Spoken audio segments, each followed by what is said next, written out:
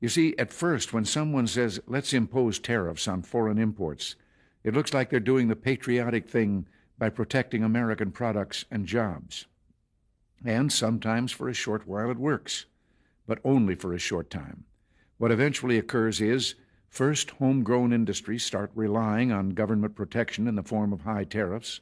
They stop competing and stop making the innovative management and technological changes they need to succeed in world markets. And then, while all this is going on, something even worse occurs. High tariffs inevitably lead to retaliation by foreign countries and the triggering of fierce trade wars. The result is more and more tariffs, higher and higher trade barriers, and less competition. So soon, because of the prices made artificially high by tariffs that subsidize inefficiency and poor management, people stop buying.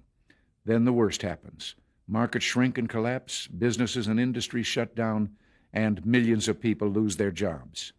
The memory of all this occurring back in the 30s made me determined when I came to Washington to spare the American people the protectionist legislation that destroys prosperity. Now, it hasn't always been easy. There are those in the Congress, just as there were back in the 30s, who want to go for the quick political advantage, who risk America's prosperity for the sake of a short-term appeal to some special interest group, who forget that more than 5 million American jobs are directly tied to the foreign export business, and additional millions are tied to imports. For those of us who lived through the Great Depression, the memory of the suffering it caused is deep and searing.